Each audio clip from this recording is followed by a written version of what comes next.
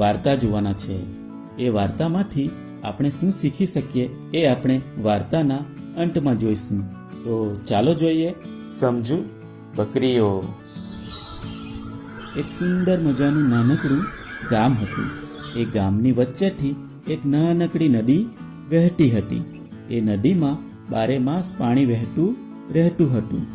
એ નદીના એક કિનારેથી બીજા કિનારે જવા માટે લાકડાનો એક સાંકડો પુલ બનાવવામાં આવ્યો હતો. એ પુલ એટલો સાંકડો હતો કે એના પરથી એક સમયે 2 વ્યક્તિઓ કે 2 પ્રાણીઓ સામસામેથી પ્રસાર થઈ શકે નહીં. એક દિવસ એવું બન્યું કે એક જ સમયે 2 કૂતરાઓ સામસામેના કિનારે જવા માટે નીકળ્યા અને પુલના વચ્ચોવચ્ચ જઈને સામસામે ભેગા થઈ ગયા. પણ કૂતરાઓ તો એકબીજા પર ભસવા લાગ્યા અને એકબીજા સાથે લડવા લાગ્યા અને એકબીજા પર પ્રહારો કરી મારવા લાગ્યા. કૂતરાઓ તો એટલા લડ્યા કે લડતા લડતા તેઓ તો ધડામ દઈને પુલ પરથી પડી જઈ પાણીમાં પડી જાય છે.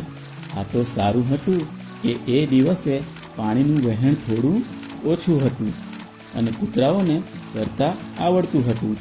તેથી તેઓ જેમ તેમ કરી જીવ બચાવી કિનારે પહોંચી જાય છે અને ત્યાંથી ભાગી જાય છે. થોડા સમય પછી એ જ પુલ પરથી 2 બકરીઓ સામસામેના કિનારે જવા માટે નીકળી. બંને બકરીઓ તો પુલના વચ્ચે જ સામસામે ભેગી થઈ ગઈ. બંને બકરીઓ એકસાથે પ્રસાર થઈ આગળ નીકળી શકે તેમ હતું નહીં, કારણ કે પુલ તો ખૂબ સાંકડો હતો. તેથી બંને બકરીઓ થોડીવાર ત્યાં ઊભી રહે છે અને પછી એક બકરી તો ત્યાં બેસી જાય છે અને બીજી બકરી તો તેના ઉપરથી છલાંગ લગાવી આગળ નીકળી જાય છે અને પછી જે બેસેલી બકરી હતી તે પણ ઊભી થઈ પોતાને રસ્તે આગળ નીકળી જાય છે. આમ બંને બકરીઓ તો સમજદારી વાપરીને પુલ પરથી એકસાથે પ્રસાર થઈ જાય છે.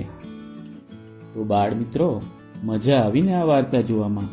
બાળ મિત્રો, આ વાર્તા ઉપરથી આપણને શીખ મળે છે કે મુશ્કેલીઓનો હલ લડવાથી નહીં પણ સમજદારીથી દૂર થઈ શકે. બરાબર ને? આપણે વાર્તામાં જોયું કે કૂતરાઓ પુલ પરથી પ્રસાર થવા માટે લડતા લડતા પાણીમાં પડે છે, પણ બકરીઓ તો સમજદારી વાપરી સરળતાથી પોતાને રસ્તે આગળ નીકળી જાય છે. તેથી બાળકો, આપણે પણ લડીને નહીં પણ સમજદારીથી આગળ વધવું જોઈએ. બરાબર ને? તો આવજો બાળ મિત્રો, ફરી મળીશું એક નવી વાર્તા સાથે. આવજો.